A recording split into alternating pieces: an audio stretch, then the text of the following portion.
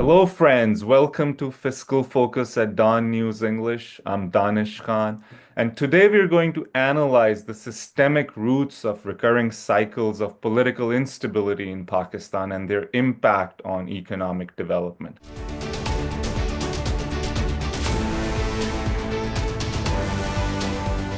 To discuss this, I'm joined by Adnan Rafiq. He has a PhD in politics and governance from Oxford University and he has previously worked with public sector in Pakistan. Thank you, Adnan, for joining me today. Thanks, Danish, for having me. Yes. So in the mainstream discourse, the political crises are often explained via individual-centric explanations, and that is a person X cannot get along with person Y and so forth, right? So I'm not discounting the significance of individuals, but we know individual actions are often regulated by systemic and institutional constraints. So it is important to look beyond individuals to develop a more holistic perspective. So tell us, as a political scientist, as a social scientist, how do you understand current political crisis in Pakistan? Absolutely. I think it's absolutely critical to understand the balance of social forces which really give currency to any particular idea that originates from an individual or an organization or institution and really finds traction among the masses. It's only when it finds traction that it becomes politically relevant.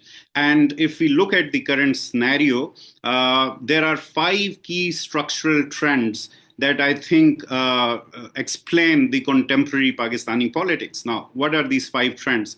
Number one, urbanization. Pakistan has gone through a tremendous urbanization process over the last 3 decades. Second, emergence of a large and very vocal middle class. Number three, education indices. As a factor of urbanization and middle class, the educated segment of the society have increased. Fourth, technology, whether it's social media or electronic media, the information landscape has transformed compared to 3 decades ago. And fifth, it is the youth, it's the young demographic. So if you put all five of these together, they explain, the new dynamics that we have in the country. And unfortunately, the state systems and institutions, as well as most of the political parties, they lag behind adapting to this transformation. So yeah, as you mentioned these five forces. Now, in terms of when you say the state has not been able to adapt, what do you specifically mean? Can you give us some examples to further elaborate on this? Yeah, so I think there are a number of factors where state has to adapt. But just to give you one or two examples, first is that we need a shift from the patronage-based political order to a service delivery-based political order.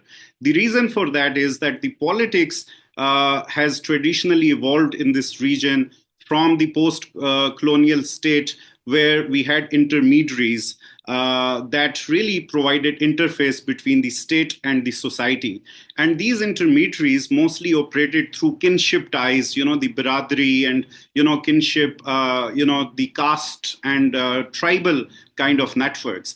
Now, with urbanization and the emergence of new identities, now a lot of people associate more with their professional identities, whether it's trader unions or transport unions, doctors, lawyers, and so on and so forth.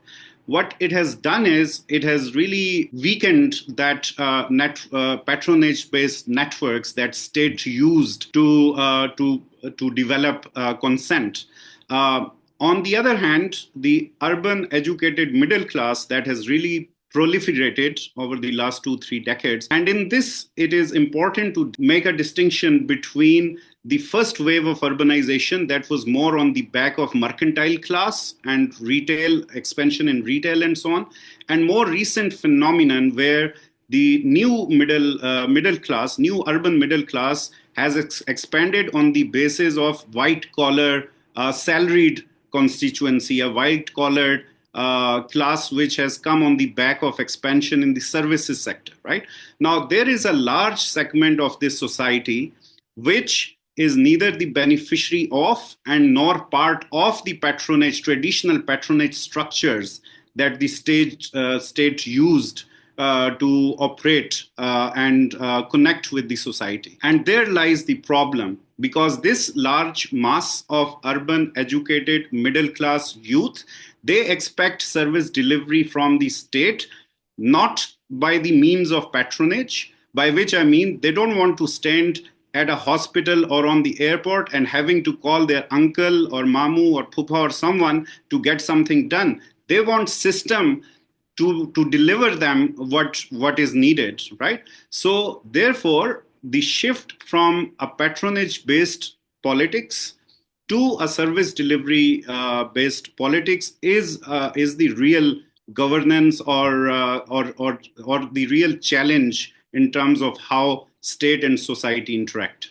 I remember you edited a book back in 2016 or 15 called Pakistan's Democratic Transition, right? So although right now everybody seems to reckoning that there is a civil military contradiction in Pakistan, right? But critical scholars have been thinking about these issues in a systemic way for decades now, starting with Hamza Alavi and many others. And you have wrote a book in that tradition. So given that you understand the historical rift between civil military institutional, or rather power asymmetry between civil military structures in Pakistan, how do you see the contemporary civil military contradiction or rift, or how you whichever way you conceptualize, different or similar to previous ones? Yeah, I think at some level, the ruling bloc led by the military has governed Pakistan over the last 7 decades. In that, there have been factions, there have been rifts, and sometimes those rifts can be or have been seen in the civil military kind of binary. I don't think it's always very helpful to exclusively look at Pakistani politics through a civil military binary. Nevertheless, that has been a lens that a lot of scholars have used. And of course, things have changed as well. And I think the things have changed because the Pakistani social structures have changed. And while some political actors have adapted better to those changes, some have not. So, for example, the emergence of this new service sector, white collar, sort of professional classes, really in some ways diminish the appeal of the uniformed services, in a way that if you can be a successful lawyer, if you can be a successful investment banker, you want the same sort of social status that at times only bureaucrats or the military officers enjoyed, right? At some level, you expect to be treated at greater parity. Whereas traditionally, when we did not have this large kind of professional classes, obviously, the uniformed services or civil services had massive appeal. So this is just one example. But otherwise, I think some things had changed in a way that the civilian actors had reached, after a lot of experience, to a point through Charter of Democracy, for example, where they understood that some balance has to be maintained in civil-military relations. And, even that was based on some sort of power sharing. It wasn't meant even to be civilian rule in classic sense of the term, but sort of a better power sharing arrangement. But what we have seen in the last 14 years, since 2011 or 2014, more specifically, it seems to be being back to square one, being back in 90s, where we had very polarized politics with civilian factions competing with each other for military's attention, and again, it restored military's position as the arbiter of power in Pakistan. And when you have this sort of discord, this sort of polarization, where civilian actors cannot agree on the rules of the game and cannot evolve consensus on the bare minimum of of the rules for the political contestation, then of course all non-elected institutions, whether it's military, whether it's bureaucracy, whether it's judiciary, will find more space to assert themselves. Yeah, makes sense. And also, when we use this term civilian, as you pointed out, it's so heterogeneous, right? There are class layers within and ethnic and regional layers of this term civilian. So I agree, the binary of civil military can only be a starting point. We cannot end at it, right? And one major critique of all mainstream parties, including PTI, is that what alternatives, especially in terms of economic development, they offer, right? So it's very little. Now, and that creates this recurring cycles of political instability because if economy is not growing, it is unable to accommodate, the young entrants in the labor market and the growing population, which further leads to discontent among large segments of population. So if we use that political settlement framework to make sense of it, so it seems like there is obvious divergence or disconnect between de facto centers of power, i.e. the military, and de jure, i.e. the parliament or civilian actors. So that disconnect, how can we move forward in terms of reducing this disconnect, especially in a more institutional way, not thinking that there will be one messiah who would do it, but like how would you see this process evolving in a way that where democracy strengthens and we have substantive democracy in a way that serves the large segment of population in Pakistan? Yeah, I think that's the unfortunate bit because I think right now there is very little in terms of political or economic program that is on offer or that is being debated or competed upon. I think the politics has become very toxic. It's all one's narrative against the other versus the other's narrative against the first. So the competing, you look at any political narrative right now, it is based on toxicity. It's based on accusations against the other. It's sort of it's become a vicious cycle, and that's why I'm saying in some ways our political evolution is back to 90s, and we thought after Charter of Democracy, after restoration of democracy in 2008, that we are past that stage. But then it's back full cycle. I think again. I think that's where we have to link it to the evolving societal dimensions. What can be a formula or what can be an objective that all political actors can agree upon? And I think that's what's really missing because generally the countries set for themselves ambitious targets in terms of wealth creation, in terms of creating disposable income for all segments of the society, even if they are elite centric, there's got to be some wealth creation. That's the perennial weakness that we see. And I think that is why this is a polity which is really turning on itself because it lacks a viable wealth creation model. The only option available to expand your resources is to expand your share of the current pie. And I think that is why the more disappointing point in this political wrangling is that whoever wins a particular round of this political confrontation, it's not going to resolve this perennial problem, which is how are we going to create wealth? How are we going to generate resources? What will happen to 250 million people's aspirations or needs?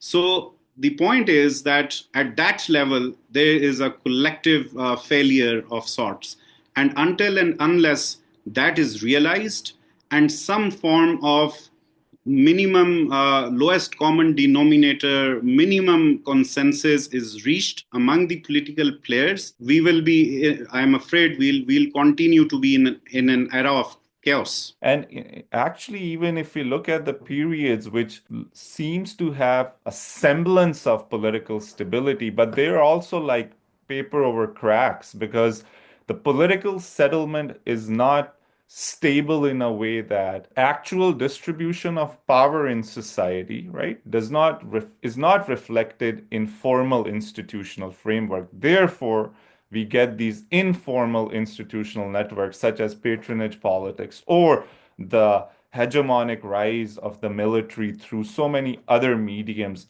over the economy as well. So now, therefore, the recurring cycles of political instability, as we know, impact economic development, right?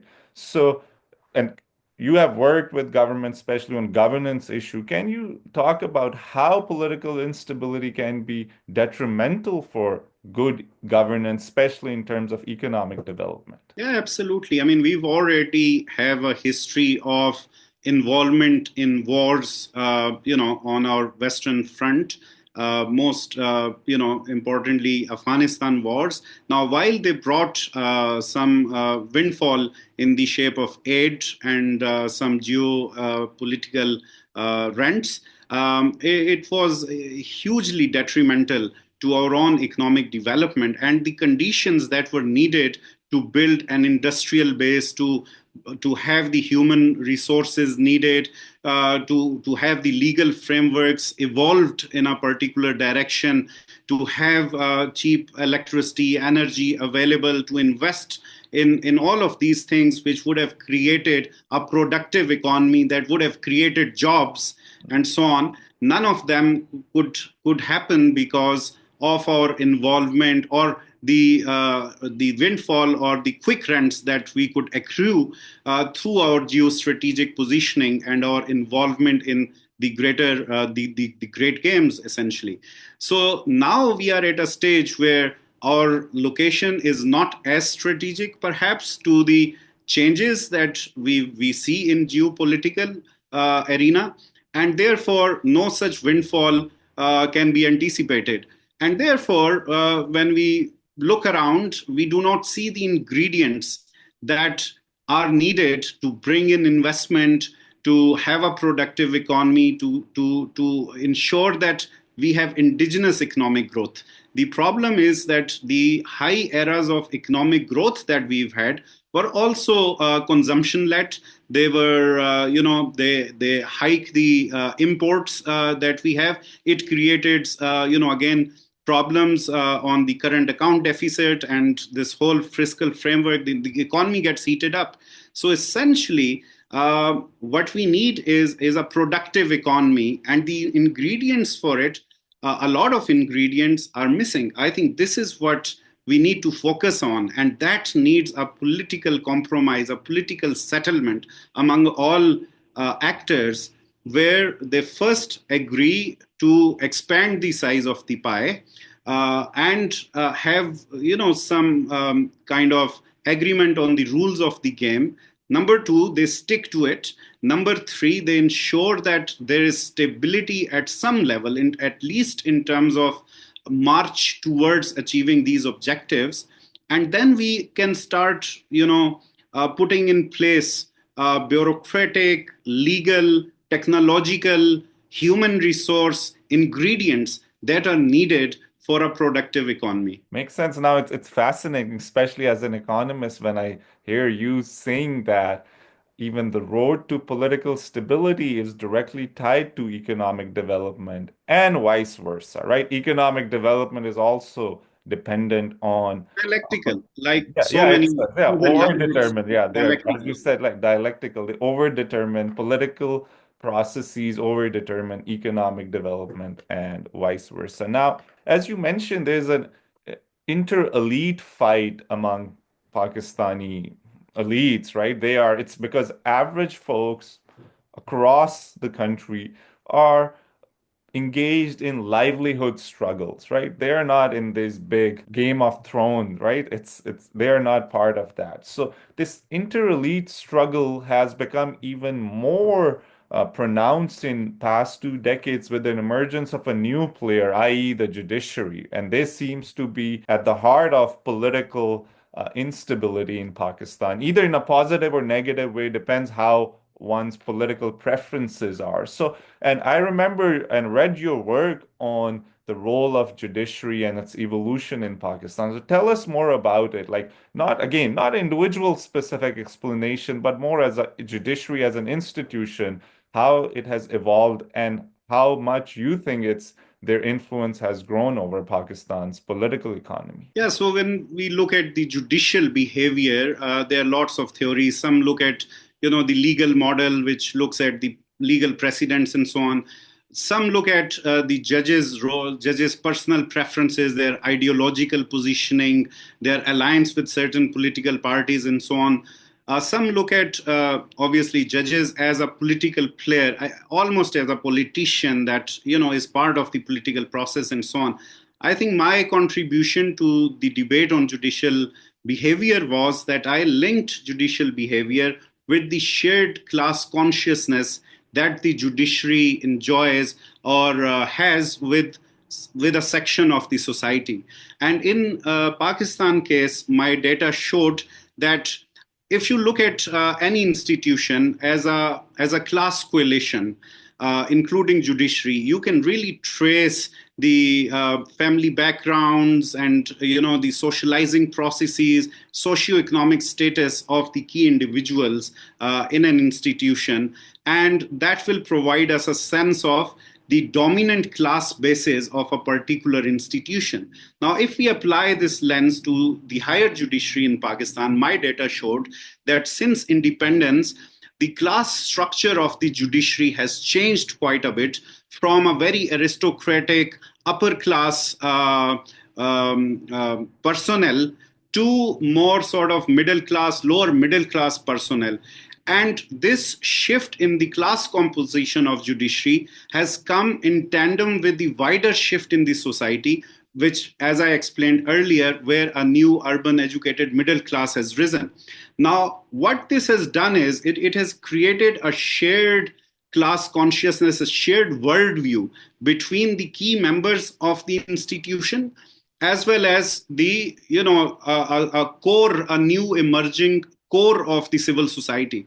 And therefore, this in the lawyers movement, for example, this translated into a massive social movement which changed political realities. So essentially, at the core of this are two things. One, how we look at the institutions. And I think same applies to bureaucracy and to the military, which is why in 2018, we had a formidable alliances between different institutions aligned with a certain political player, but underlying that, tying it all together, was the same shared class consciousness where the emergent urban educated middle class really set the tone and agenda for the prevailing politics in the country.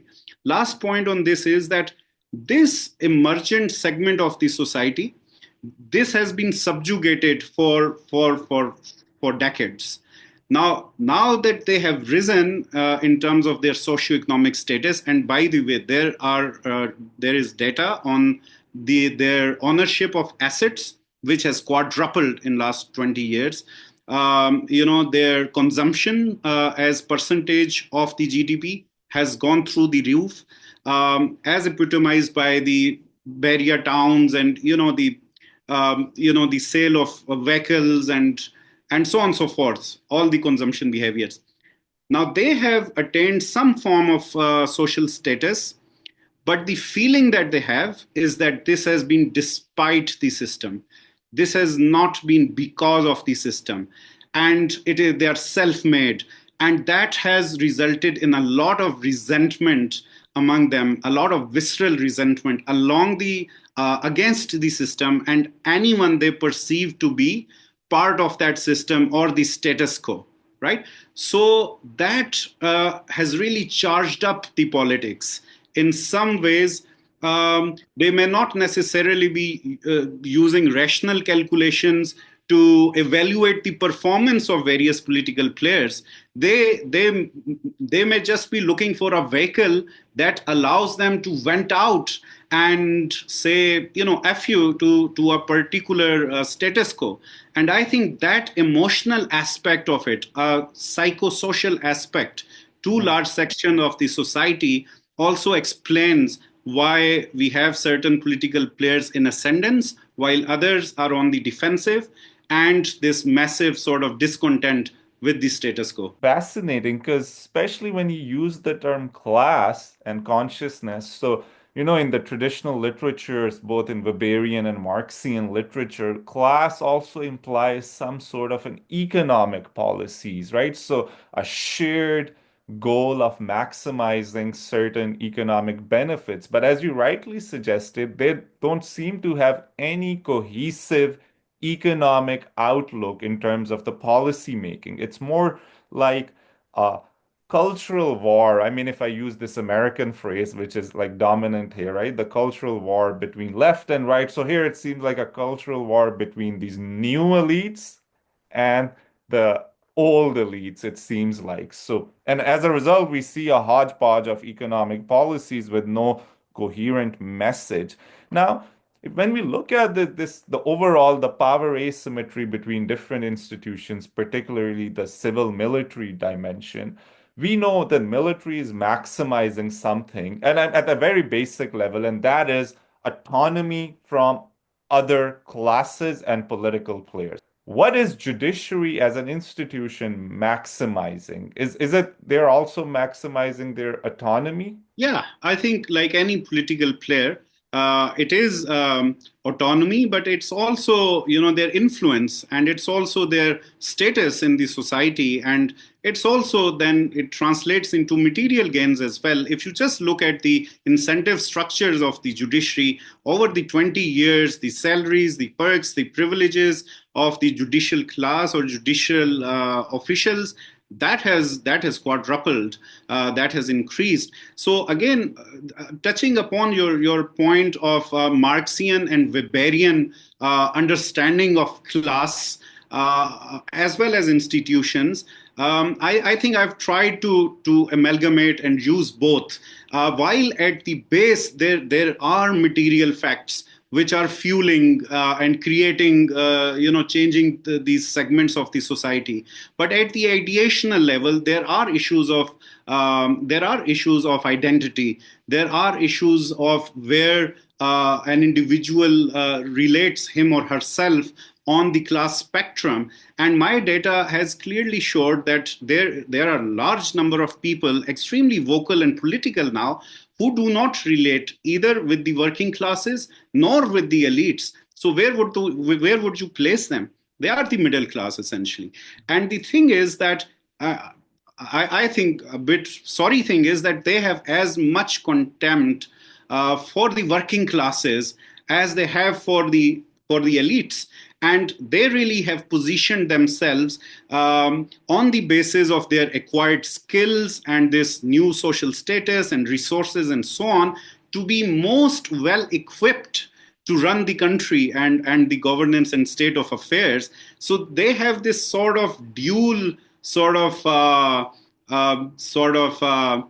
they privilege themselves, or they have this sort of a self-righteousness about going about things, that it's they and this is very sort of cultural, and it is about identity. So I think that's also shaping it. Coming back to judiciary, I think judiciary somehow through this shared, they echoed these sentiments, right? They, whether it comes to privatization, a lot of executive domain actions, to constitutional matters, they also believe that they are the ones who can be the arbiters of power. They, based on their skills, knowledge, positioning, they ought to be heard. They need a seat on the table. And I think that has what has also driven judiciary. But in doing so, it has also expanded their perks and privileges. And I think same you will see in this segment of the society. I think another problem that state institutions struggle with is that this segment of the society does not just only want economic dividends. Okay. They just do not want, higher salaries or other perks coming their way. They want seat at the table as well. They want to be involved. They want to be heard. And the last, so to speak, uh, the last frontier they see for themselves is actually the parliament, because judiciary, bureaucracy, military, they already are mostly middle class now.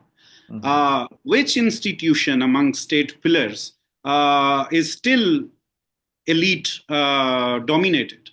It is the parliament, and therefore any vehicle that allows them entry into that last frontier will be highly contested.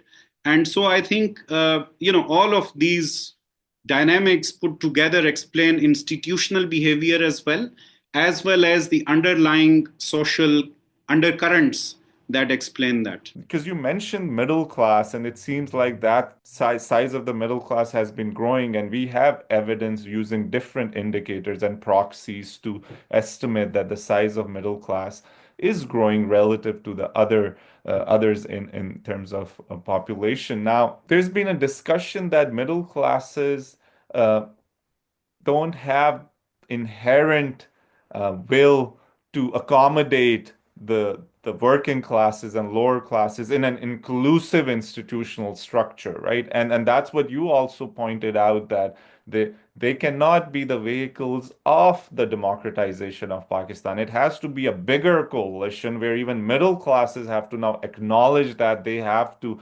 incorporate working classes, and especially folks from the peripheries of Pakistan, and then move forward. So, do you see that happening in Pakistan anytime soon?